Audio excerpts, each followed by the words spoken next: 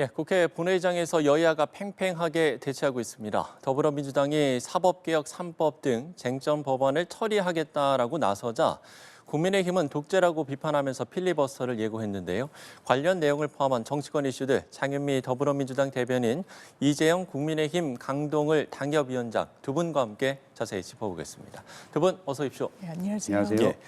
자, 먼저 이 내용부터 짚어보겠습니다. 지금 이제 국회 본회의에서 공천원금 1억 원을 수수한 혐의를 받는 강선우 무소속 의원에 대한 체포동의안 표결 절차가 진행이 되고 있습니다. 일단 지금 이제 투표가 좀 진행이 되고 있고 앞서 신상 발언에서는 강선우 의원이 총 3억 2,200만 원을 반환했고 본인은 1억 원의 정치 생명을 걸 가치가 없다 이런 이제 신상 발언을 했다라는 소식까지 전해지고 있는데 글쎄 오늘 표결 결과 어떻게 좀 전망을 하셨는지요? 사실 민주당 같은 경우에는 의원들의 자유투표에 맡기겠다고 했고 당론으로 어떤 입장을 정하지는 않았습니다. 조국혁신당 같은 경우에는 가결적으로 권고하는 방향으로 입장을 내놨는데요. 아마 이 부분과 관련해선 강선우 의원이 직전까지는 민주당 소속의 의원이었고 그 수사를 받는 선상에 있을 때도 이제 그 자당이었던 민주당 의원들에게 본인의 억울한 사정, 소명 이런 부분에 장문에 또 문자를 보낸 부분이 기사화되기도 했었습니다. 예. 그렇지만 이 소명 내용과 관련해서 개별 의원들이 과연 이 부분이 설득력이 있다고 할 수 있을 것인지, 진실을 이야기하고 있다고 볼 수 있을 것인지 여러 판단이 있을 것으로 보이고 제 개인적인 의견으로는 민주당에서도 이 부분이 뭐 무기명 투표라고 하더라도 찬성 가결 쪽의 의견이 더 많이 나오지 않을까. 왜냐하면 당에서 제적됐을 때도 당에 소명을 하는 절차에 있어서 진실을 이야기하지 않았다는 판단이 한 차례 내려진 적도 있었기 때문에 네네. 이런 부분을 종합하면 아마 결론이 그렇게 나오지 않을까 조심스럽게 관측해 봅니다. 예, 가결의 가능성을 좀 높게 점쳐주셨는데요. 말씀을 해주신 대로 민주당은 자율투표에 맡기기로 했고 조국혁신당은 찬성 표결을 당론으로 정한 상황입니다. 앞서도 이제 소개를 해드렸습니다만 강선우 의원이 1억의 정치 생명 걸지 않는다, 걸 필요 없다 이렇게 이야기를 했습니다. 글쎄 오늘 표결 좀 어떻게 전망하시는지요? 그러게요. 1억의 정치 생명 걸 필요가 없는데 1억을 수수하고 돌려주는 과정 그리고 특히 공천 지방공천이었죠. 4년 전 지방공천 당시에 강선우 의원이 행했던 행위들 이런 것들은 1억을 작정하고 받은 게 아닌가라는 생각이 들 정도의 정황들이 지금 보여지고 있잖아요. 그렇기 때문에 지금 와서 저렇게 해명은 하고 있지만 예. 그동안의 여러 가지 정황들, 들려오는 증거들, 그리고 지금 계속해서 불려가면서 거기에 관련된 사람들의 증언들을 들어보면은 이거는 당연히 가결돼야 되지 않을까, 가결이 되지 않을까라는 생각이 듭니다. 예, 알겠습니다. 자, 지금 이제 표결 절차가 진행이 되고 있고 잠시 후에 이제 그 개표를 하게 되면 결과를 알게 될 텐데 강선우 의원의 표결 결과 나오면 저희가 신속하게 이 부분을 좀 전해드리도록 하겠습니다. 저희는 이제 본격적으로 좀 이야기를 나눠보도록 하겠습니다. 이 체포동의안 표결 이후에 이뤄질 상황들을 좀 짚어보면 민주당이 오늘 국회 본회의에서 법 왜곡죄와 대법관 증언법을 포함한 사법개혁 3법을 처리하기로 했습니다. 국민의힘은 일단 필리버스터를 좀 예고하고 있는 상황인데 이 상황을 좀 어떻게 보고 계십니까? 저는 이 사법개혁이라는 건 정파적인 걸 떠나서 국민들께 정확한 법률 서비스를 드릴 수 있는 방안을 고민하는 겁니다. 예. 그렇다면 반대만 할 것이 아니라 이를테면 본인들이 어떤 부분에 대해서는 찬성하고 반대하는지에 대한 입장과 가이드라인은 최소한 나와야 되지 않을까. 대법관 증언 문제만 해도 그렇습니다. 예. 이게 수십 년대 공전을 한 부분이 있죠. 그럼 수치로 들여다봐야 되는 부분이 있는 겁니다. 대법원에는 한 해에 4만 건이 넘는 상고 사건이 쏟아집니다. 14명의 대법관이 계시다고는 합니다만 네네. 2명은 재판 업무에서 배제가 됩니다. 1명은 이 대법원장이고요. 아마 전원합의체에만 관여를 하게 됩니다. 법원 행정처장은 법원의 사무를 전담하고 있기 때문에 이 재판에선 배제가 되고 있습니다. 12명이 그러면 이걸 충실하게 할 수 있습니까? 실제로 보여주는 수치는 민사소송 같은 경우에는 심리불속행 기각이라는 제도가 있습니다. 아예 상고심에 올라올 요건 자체를 갖추지 못했기 때문에 우리가 맞는지 틀렸는지 판단조차 하지 않겠다라는 제도예요. 이게 민사 판결, 고난입니다. 정식 소송의 70%가 넘습니다. 이게 2025년도 상반기 기준을 근거로 말씀드릴 때 그렇습니다. 이혼 소송 거의 90%에 육박합니다. 행정 소송 80%가 넘습니다. 20%도 채 안 되는 부분만 겨우 허들을 넘어서 대법관들이 살펴보는 상황이에요. 이게 구조적인 문제에 기인하는 겁니다. 숫자가 적기 때문에. 그러면 이 부분에 대해서 국민들이 왜 이 공감을 하시겠습니까? 법 왜곡죄 같은 경우에도 그렇습니다. 수사기관이 이를테면 유우성 씨 간첩 조작 사건이 있었죠. 그때 국정원에서 증거를 조작해서 냈었습니다. 제대로 유의미하게 처벌받은 수사 이 기관이 없습니다. 그러면 판사, 검사 그리고 국민들께 직접 수사를 하는 이 수사기관에서 왜곡하고 악의적으로 이 부분을 조작을 하면 처벌할 수 있도록 최소한의 근거 규정을 두는 게 왜 헌법 위반입니까? 이런 부분과 관련해서는 필리버스터 그냥 시간을 지연하는 것밖에 그 이상도 이하도 아닌데 이런 선택으로 계속 맞서고 있는 건 좀 동의가 되지 않습니다. 예. 이재영 당협위원장의 의견을 좀 들어보죠. 지금 뭐 대법원 판사 숫자를 늘린다거나 네네. 이런 부분은 오랫동안 또 진행이 되어 왔었고 얘기도 있었고 필요성도 있고 그 말씀은 맞아요. 맞는 말씀이신데 지금 상황이 그리고 지금 시점이 과연 이게 그 대국민 서비스의 질을 향상시키기 위해서만 있느냐 여기에 대해서는 의구심을 가질 수밖에 없는 거죠. 지금 민주당에서는 공소취소 모임이 이제 공식화되었잖아요. 그것도 사실 많은 지금 여당 내에서도 그 진영 내에서도 진보 진영 내에서도 굉장히 반발이 많았지 않습니까? 유시민 작가 같은 경우에는 미친 사람들인가 미친 짓이라고 그렇게 표현을 한 것 같은데 이렇게 지금 이재명 대통령의 사법 리스크 향후에 있을 사법 리스크에 대해서 국회의원들이 이상한 행동들을 지금 하고 있어요. 그 제도와 법을 모든 걸 다 활용을 해서 그걸 어떻게 해서든지 막아내려고 하는 이런 움직임이 눈에 보이는 상황 속에서 네. 대법원 그 판사 숫자를 늘리는 건 결국에는 향후에 있을 이재명 대통령에 대한 사법 리스크를 줄이기 위해서 하려고 하는 것이 아니냐 이런 의구심을 할 수밖에 없는 상황이기 때문에 그거에 대한 얘기와 질문을 하고 있는 것이고요. 나머지 같은 경우는 이제 4심제 같은 경우는 뭐 이거는 뭐 선택적으로 할 것이다, 뭐 제도적으로 뭐 장치를 마련할 거다라고 얘기는 하지만 그 논의 자체는 오래되지가 않았습니다. 그럼 그거는 왜 또 수기 과정을 거치지 않을까요? 그것도 굉장히 오랜 기간 동안 다양한 의견을 들어야 된다는 얘기가 나오고 있는데 그거는 싹둑 잘라버렸습니다. 그리고 심지어 지금 현재 법원에서는 이거에 대해서 반대 의견을 굉장히 명확하게 하고 있죠. 그분들도 머리가 바보는 아닐 텐데 그분들이 반대한 이유가 있지 않겠습니까? 아주 논리 정연하게 반박을 하고 있는 걸로 저는 알고 있는데 네. 그런 거에 대한 다양한 의견을 말씀대로 좀 들어야 될 거 아닙니까? 그런데 그걸 이렇게 강행을 해버리는 것 자체가 특히 국민의힘이 하고는 대화도 하지 않고 있는 이런 부분들에 대해서는 저는 글쎄요. 이게 과연 대국민 서비스를 위한 것인지에 대해서는 고개가 갸우뚱합니다. 예, 지금 고개가 갸우뚱하다라고 이야기를 해주셨습니다. 과연 이게 국민을 위한 서비스가 목적인가?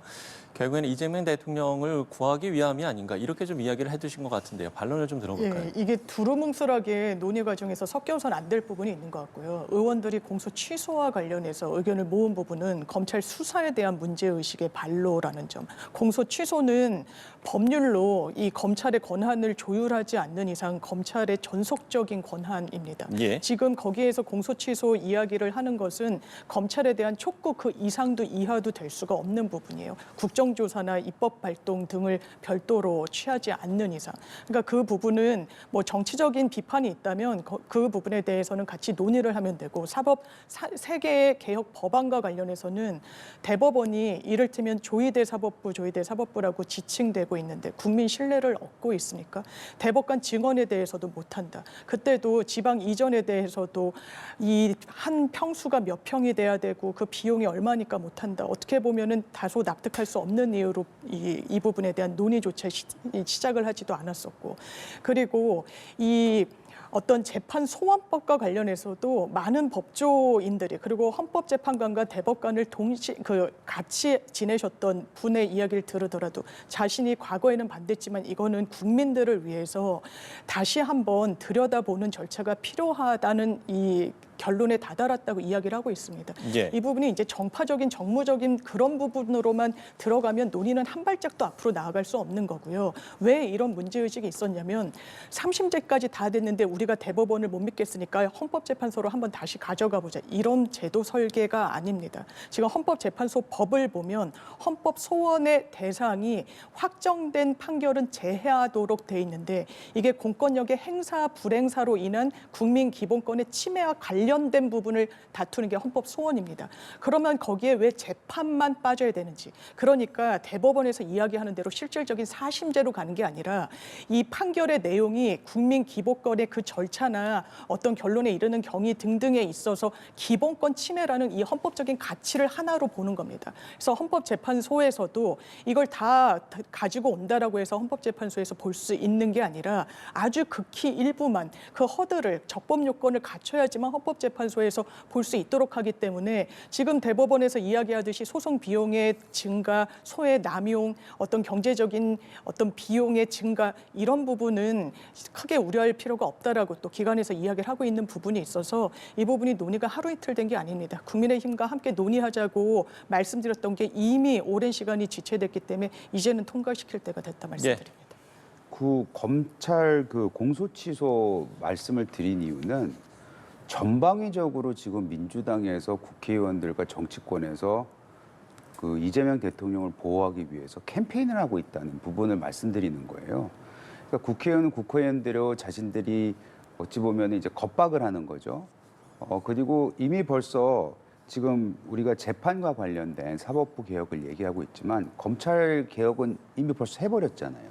그러니까 전방위전 사법 개혁을 지금 하고 있는데 말이 개혁이지 누구 특정인을 보호하기 위해서 이렇게 하고 있는 것이 아닌가, 아니면 자기 진영에 유리하게끔 이 제도를 만들어가기 위해서 지금 판을 깔고 있는 것이 아닌가라는 부분에 대해서 말씀을 드리는 것이고, 아까 사심제에 대해서 그 말씀하셨던 뭐 누군지는 설명 안 하셨지만, 그래 지금은 과거에는 반대했으니까 지금은 찬성하는 의견이 생겼기 때문에 들여다봐야 된다고 얘기했으면 예. 말 그대로 들여다봐야 될 거 아니에요.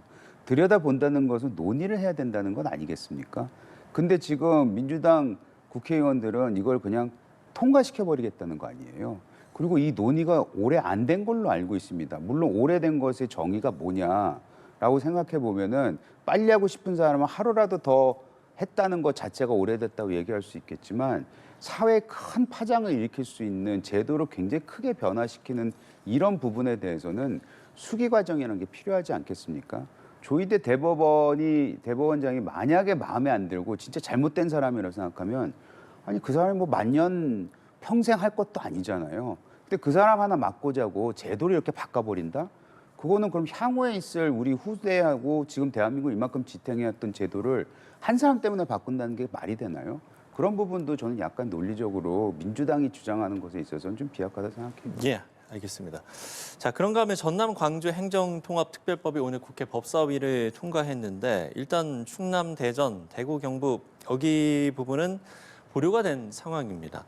오늘 본회의에서 이 행정통합특별법, 전남 광주 행정통합특별법은 글쎄 통과 단독으로 좀 처리할까요? 어떻게 보시는지요? 아마 처리 가능성이 높아졌는데 문제는 나머지 두 지역의 통합 관련 특별법 아니겠습니까? 예. 근데 이 부분도 그렇습니다. 사실 대전 충남 통합과 관련해서 먼저 이 안건을 사실상 공론화한 건 국민의힘이었어요. 대전시장, 충남도지사 다 지금 국민의힘 소속 지자체장들이십니다. 진작에 이 논의와 관련해서 공식 선언까지 하셨고, 이 특별 법안과 관련해서 대표 발의한 분은 국민의힘 소속 의원이신데, 이 부분을 그러면 민주당이 국민의힘의 어떤 그 뜻에 공감이 되니 함께 논의해서 통과시키자라고 하니까 반대를 한다라는 건 좀 이해되지 않습니다. 반대 이유라는 것도 졸속이다라고 이야기를 하는데, 본인들이 그럼 졸속적인 이 안건을 먼저 띄웠다는 겁니까? 이건 사실 반대를 위한 반대다. 지방선거를 앞두고 이 부분과 관련해서 정치적인 셈법을 해봤을 때 우리한테 유리하지 않은 것 같다. 최소한 불리한 것 같다라고 하니까 어떻게든 시간을 끄는 거 아니겠습니까? 물론 선거를 앞두고 관련 규정을 바꾸는 게 상당히 어려운 부분이 있죠. 입장이 변할 수도 있습니다만 최소한의 일관성은 있어야 되는 것이 아닌가. 그게 숙간정당이 되기 위한 이 정치 진영의 구성원들이라면 담보해야 되는 최소한의 어떤 가치가 아닌가 좀 안타깝게 생각합니다. 예. 충남 대전은 국민의힘이 이제 여당 시절에 추진한 것도 맞고요. 그 전에도 논의가 나온 것은 맞습니다. 근데 아시다시피 이게 충남 대전 같은 그러니까 지역구를 통폐합한다는 것은 거기서 빼놓으면 안 되는 사람들이 있죠. 바로 지역 주민들이에요. 정치인들이 아무리 좋은 취지와 비전을 가지고 여러 가지 일들을 처리를 하고 그거를 추진을 해왔지만 그 사이에 생기는 여러 가지 사례와 논의와 그 다음에 지역 주민들, 특히 거기에서 살고 있는 뿌리를 내리고 있는 주민들이 극구 반대를 한다면은 그거에 대해서는 다시 한번 재고해야 되는 거는 정치인들의 또 다른 그 필요한 행위라고 저는 생각을 해요. 네. 추진을 하고 국민의힘에서 추진을 했기 때문에 국민의힘이 무조건 찬성을 해야 된다는 것은 거기 해당 지역 주민들이 반대를 하는 것에 반하는 것은 해서는 안 될 수도 있다고 저는 생각을 하고 특히 대전 충남 같은 경우에는 이장우 시의원이 이 시장께서 얼마 전에 뉴스 브리핑 언론 인터뷰를 하면서 본인이 했던 진행했던 여론조사를 보여주더라고요. 수치는 제가 말씀은 안 드리겠지만 반대하는 주민들의 입장이 좀 압도적으로 많은 걸로 저는 기억이 납니다. 그렇다면 이거는 중단을 시켜야 되겠죠. 아니면 좀 더 논의를 해봐야 되는 것이겠죠. 필요하다면 주민들을 더 설득하는 과정이 필요하겠죠. 근데 그것이 없이 그냥 이게 통폐합이 지금 분위기니까 이거 했을 때 전라도, 호남, 뭐 충청도, 경북, 대구 다 해버리자. 이런 식으로 가는 건 주민 의견을 무시하는 거라고 생각하기 때문에 지금 무리하게 할 필요는 없다고 생각합니다. 예. 지금 이렇게 국회 본회의장에서 여야가 팽팽하게 맞서고 있는 상황인데 이런 상황에서 이제 국민의힘은 필리버스터를 예고를 하고 있고요. 또 여기에 더해서 일각에서 이제 대미투자특별법을 연기할 이런 카드까지 좀 거론이 되고 있는 것 같습니다. 이 가능성은 어떻게 보세요? 그러면 대한민국 국익에 대한 어떤 뭐랄까요 그 평가가 국민의힘에 과연 있는 것인가라고 되묻지 않을 수가 없는 겁니다. 이를테면 대미투자특별법은 일단 여야가 국익의 관점에서 같이 특위를 구성해서 송은석 원내대표께서도 합의문까지 만들어서 이걸 속도를 내자고 했습니다. 왜냐하면 네. 국민의힘에서 비판했듯이 이게 국회에서 후속 입법이 되지 않으니까 다시금 트럼프 행정부가 더 높은 관세를 물리겠다 이런 상황까지 저희가 목도를 했던 거 아닙니까? 그런데 1차 회의가 개최될 때도 국민의힘은 이 사법개혁 3법 갖고 파행을 했어요. 회의에 참석하지 않았습니다. 이 부분과 관련해서 물론 사법개혁 3법에 대해서 대안 내시거나 반대하실 수 있다고 생각합니다. 그래도 국회는 국회 역할을 해야 되는 거예요. 왜냐하면 미국 이 트럼프 2기 행정부가 대단히 돌출적이고 변수가 많고 통제가 안 되기 때문에 속도를 내야지만 이게 국익의 관점에 부합하는 겁니다. 근데 국민의힘에서는 이걸 국내 정쟁과 관련해서 정말 최우선순위로 해도 모자랄 속도를 내야 될 법안을 이렇게 연계시킨다. 이걸 국민들이 선거 앞두고 어떻게 평가하시겠습니까? 민주당이 다 잘한다고 말씀드리는 거 아닙니다. 최소한 대안 세력이 되기 위해서는 우리가 뭘 도울 건 돕고 뭘 돕지 않을 건 돕지 않겠다라고 해야 되는데 그 어떻게 보면 비토를 위한 비토만 하고 있고 트럼프 행정부에서 다시금 대법원에서 이 상호관세가 무효다라고 판단 나왔을 때 대한민국 정부 뭐 하고 있었냐고 합니다만 예, 잠시만요. 네. 지금 표결 결과가 나오는 것 같은데요. 한번 들어보도록 하겠습니다. 263표 중 가 164표, 부 87표, 기권 3표, 무효 9표로서 가결되었음을 선포합니다. 의사일정 제2항 상법 일부 개정 법률안 대안을 상정합니다. 법제사법위원회에 김용민 의원 나오셔서 제안 설명해 주시기 바랍니다. 자, 이렇게 표결 결과를 들어봤습니다. 공천원금 1억 원 수수 혐의로 구속영장이 청구된 무소속 강선우 의원에 대한 체포 동의안 국회 본회의에서 가결이 됐습니다. 찬성 164명, 반대 87명. 네, 이렇게 강선우 의원에 대한 체포 동의안이 국회 본회의에서 가결됐다는 소식을 좀 전해드리겠습니다.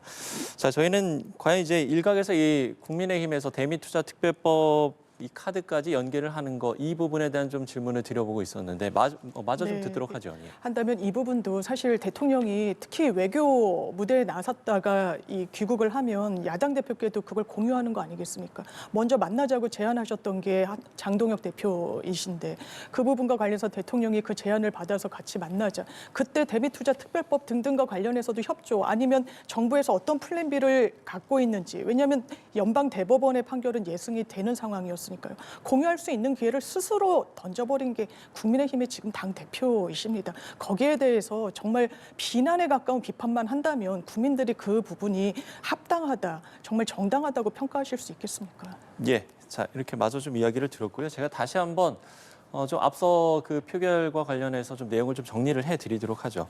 공천원금 1억 원 수수 혐의로 구속영장이 청구된 강선우 의원의 체포 동의안이 조금 전에 가결이 됐습니다. 강 의원은 2022년 지방선거를 앞두고 김경전 서울시 의원으로부터 공천을 대가로 1억 원을 수수한 혐의를 받고 있고 법무부가 지난 12일에 강 의원에 대한 체포 동의안을 국회에 제출했고 같은 날 본회의에서 보고가 됐습니다. 오늘 이렇게 이제 체포 동의안이 국회 본회의를 통과하면서 조만간 법원의 구속 전 피의자 신문이 열릴 것으로 전망이 됩니다. 자, 이렇게 표결 결과에 대해서 좀 정리를 시청자 여러분께 해드렸습니다. 자, 이재영 위원장의 좀 의견도 듣겠습니다. 어느 부분에 대해서요? 대미투자특별법 특히 중단카드까지 꺼낼 가능성이 있는가 어떻게 좀 보시는지요? 그럴 가능성이 있죠. 왜냐하면 국민의힘이 지금 힘이 없잖아요. 그러니까 쓸 수 있는 카드는 다 활용을 하겠죠. 예. 그것이 과연 국익에 부합하느냐 아니냐 그거는 뭐 다시 한번 질문을 받고 거기에 대한 타당한 답변은 내놔야 될 거예요. 근데 과거에 민주당도 보면은 본인들이 야당 시절에 대통령에 대한 그리고 정부 여당에서 추진한 법안들을 다른 법안들과 엮어서 반대했던 상황은 저희가 뭐 수도 없이 봐왔거든요. 그래서 지금 본인들이 여당이기 때문에 본인들이 야당일 때 하던 것을 야당이 한다고 해서 그걸 비판하는 것은 그건 약간 어불성설이다. 과거를 기억하지 못하는 청개구리 같다. 뭐 이런 생각이 좀 드는 생각이 있고요. 예. 다만 대미투자법에 관련해서는 뭐 사실 우리는 이 특위를 구성을 했고 거기에 동의를 해줬고 거기서 논의가 되는 것에 대해서 당연히 열심히 추진하는 것에 동의를 했지만 이상한 하나의 저 커브볼이 들어온 거잖아요. 조커가 뭐냐면은 미국에서 지금 관세가 대법원에서 무효, 네. 본인들 스스로 이것이 본인들 내부 미국 국내 정치 싸움이 돼버려서 우리는 그거를 예의주시하면서 그것이 어떻게 변화하고 그것이 어떻게 전개되는 거에 대해서 지켜보면서 거기서 대응할 생각은 해야 되는 것인데 지금 당장 민주당 같은 경우에는 본인들이 대미 투자에 대해서 이재명 대통령이 갔다 온 다음에 바로 그걸 진행할 수 있었을 텐데 그거는 손 놓고 기다리다가 나중에 대통령이 한번 왜 도대체 도와주지 않느냐 이런 얘기를 하다 보니까 화를 내니까 그제서야 부랴부랴 이거 시작한 거 아니었어요? 그렇기 때문에 지금에 와서 국익을 운운하는 것은 본인들이 불과 얼마 전까지 이거 논의 시작도 하지 않았던 민주당 의원들이 할 수 있는 얘기인가 좀 약간 실소를 금할 수 없습니다. 예, 알겠습니다. 자, 이렇게 국회 상황 저희가 좀 짚어봤습니다. 지금도 이제 본회의가 진행이 되고 있는 상황이기 때문에 관련해서 새로운 소식이 들어오면 또 그 부분도 저희가 만약에 뉴스 안에 들어오면 짚어보도록 하겠습니다. 자, 이제 각 당 이야기로 넘어가 보겠습니다. 국민의힘은 어제 있었던 의원총회에서 논란의 핵심인 저륜 문제가 제대로 논의되지 않아서 그 후폭풍이 이어지는 모습인데요. 관련 발언 듣고 대담 이어가 보도록 하겠습니다. 윤 어게인 노선으로 지방선거를 치를 수 있는지에 대해서 의원들의 허심탄회하고 격렬한 토론이 필요했음에도 불구하고 어제 의원총회는 그러한 장이 되지 못했기 때문에 의원들의 총의를 모을 수 있는 의원총회를 개최할 것을 지도부에게 요청을 합니다.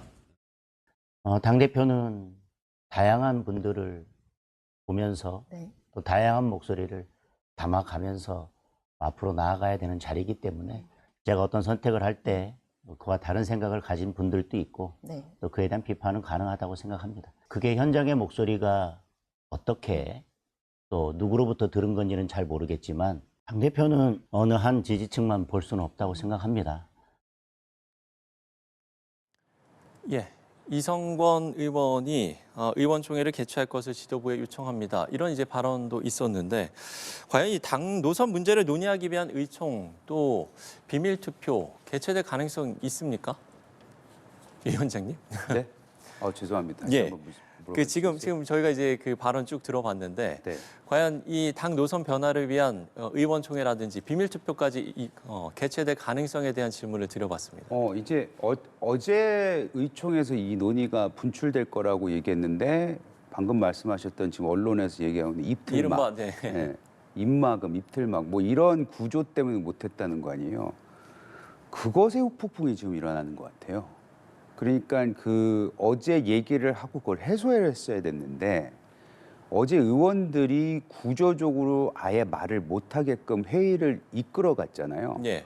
뭐 보고 순서라든지 보고 순서라든지 길이라든지 그래서 의원들이 그 자리에 있을 수 없게끔 만들어 버렸던 그런 의심을 사게 됨으로써 굉장히 저는 지도부가 신뢰를 잃을 수밖에 없겠구나라는 생각이 듭니다.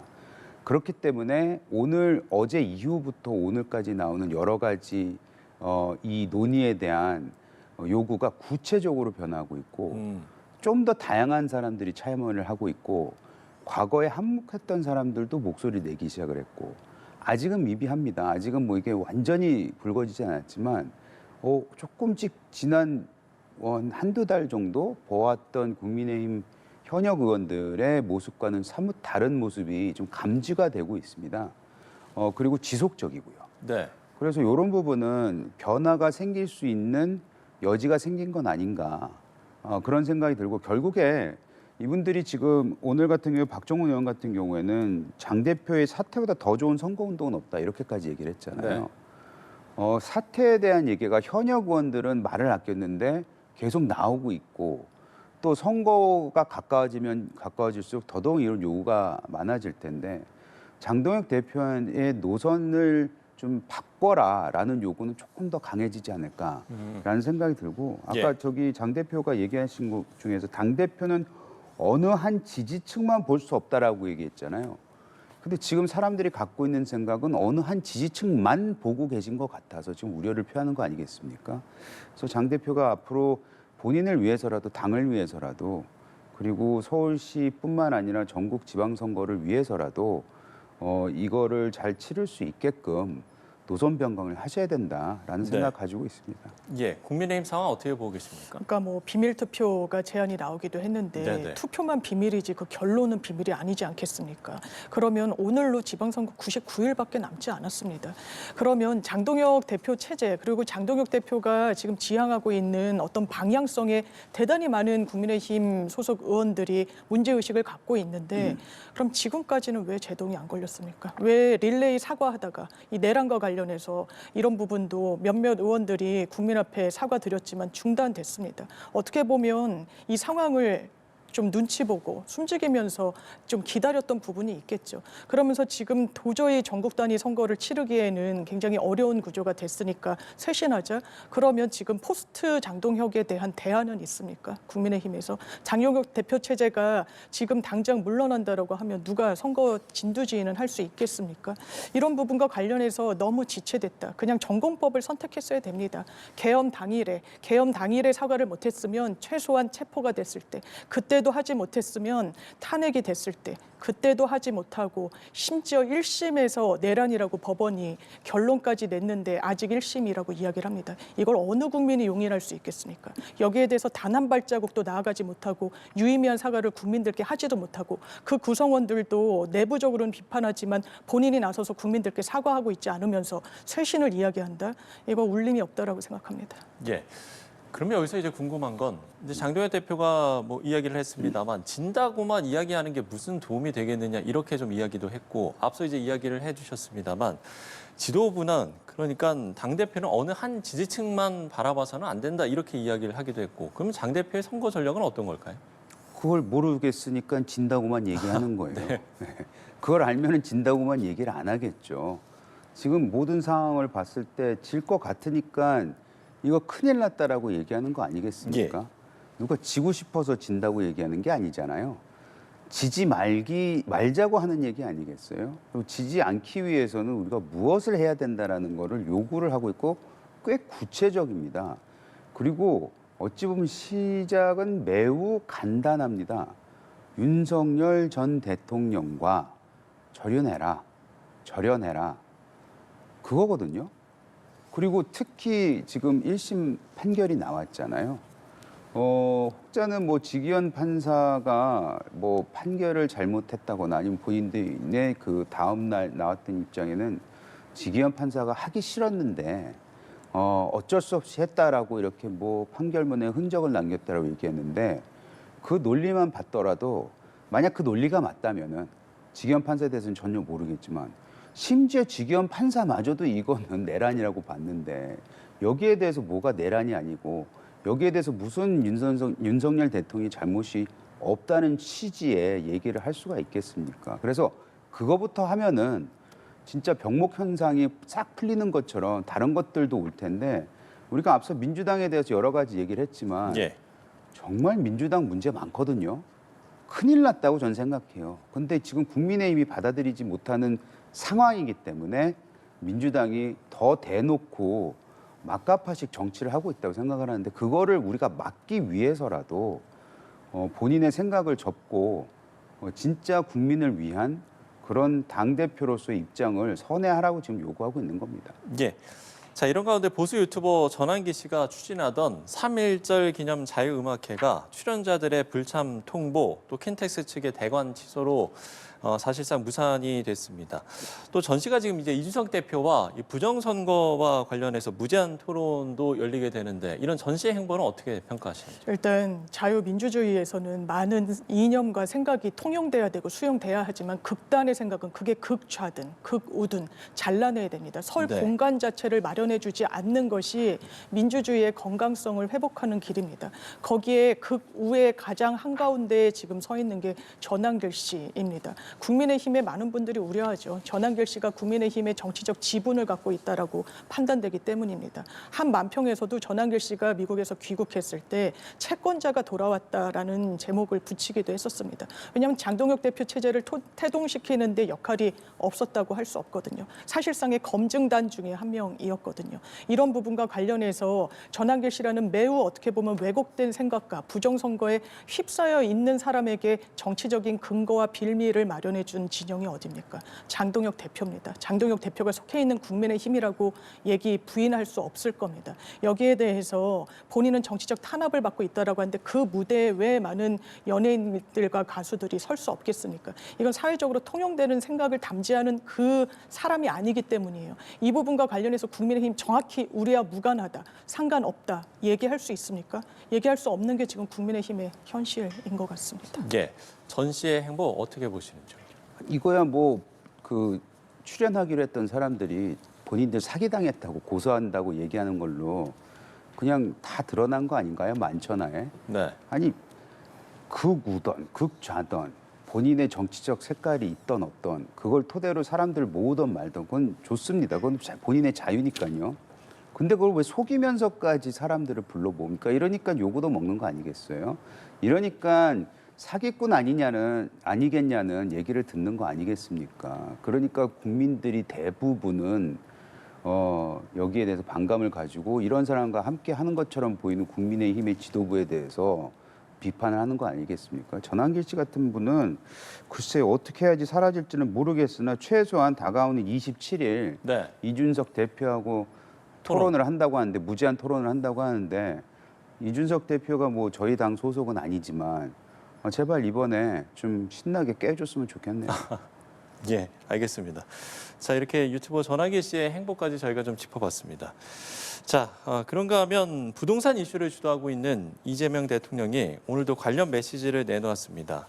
농지까지 투기 대상이 돼버렸다면서 우리나라의 모든 문제의 원천은 부동산 문제라고 직격을 했는데 이 발언 좀 어떻게 들으셨나요? 저는 과장이 아니라고 생각합니다. 저도 대한민국의 국민의 한 사람으로서 체감하고 있기도 하고요. 부동산 문제는 단순히 부동산 불패 신화가 문제다 해서 끝나는 게 아니라 출생률과도 연계가 돼 있고요. 지방 분권과도 연계가 돼 있고요. 대한민국에 어떻게 보면 대단히 풀기가 어려운 고차방 정식의 항복판에 있는 게 부동산 문제입니다. 예. 그나마 다행인 것은 이전 정부에서는 어떤 지속성을 갖고 이걸 반드시 해내겠다는 시장의 신호를 정확하게 주지 못했던 측면이 있고 흔들리기도 하고 유예하기도 하고 이런 부분이 갈팡질팡 되면서 확고함으로 귀결되지가 못했는데 지금은 최소한 끝까지 하겠다는 겁니다. 다주택자들이 매물을 내놔야 시장에 이게 유통이 될 수 있습니다. 공급 대책으로 이 부분을 메우는 건 한계가 있습니다. 대한민국 영토가 제한적이니까요.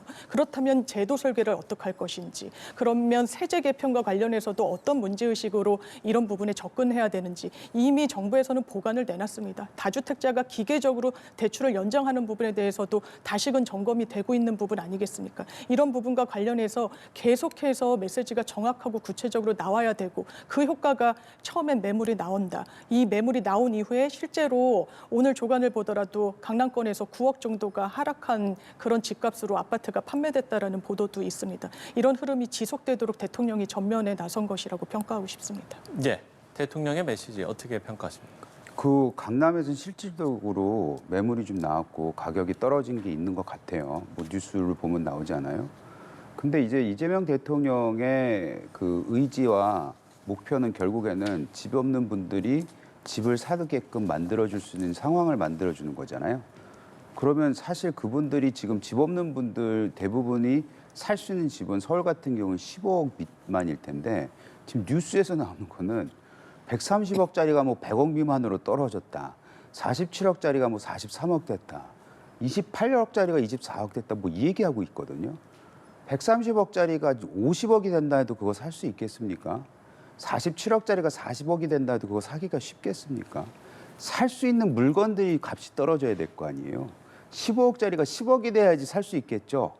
근데 그런 일은 안 일어나고 오히려 몇몇의 뉴스를 보면은 그 15억짜리 지금 사야 될 수 있는 그 물건들은 호가가 올라가는 경우도 있다고 합니다. 그러니까 이거는 지켜봐야 되고 저는 이재명 대통령이 이런 식으로 해서 만에 하나 집값을 잡을 수 있다면은 잡았으면 좋겠어요. 근데 다만 우리가 과거의 사례를 보면은 단기적인 해법은 될 수 있겠다. 단기적인 반짝 효과는 볼 수 있겠다. 하지만 중장기로 봤을 때는 거시경제 측면에서 시장이 이길 수 없듯이 공급을 늘리지 않고 공급에 대한 구체적인 그 해법이 나오지 않으면은 방금 말씀하신 대로 뭐 이게 그 출생률이 됐든 뭐가 됐든 10,000원의 그 악인 부동산 잡기는 쉽지 않을 거다. 그래서 지켜봐야 될 것 같습니다. 좀 성공했으면 좋겠다는 마음이 있습니다. 예, 이재명 대통령의 메시지까지 짚어봤습니다. 장윤미 더불어민주당 대변인, 이재용 국민의힘 강동을 당협위원장 두 분과 함께 이야기 나눠봤습니다. 오늘 말씀 고맙습니다.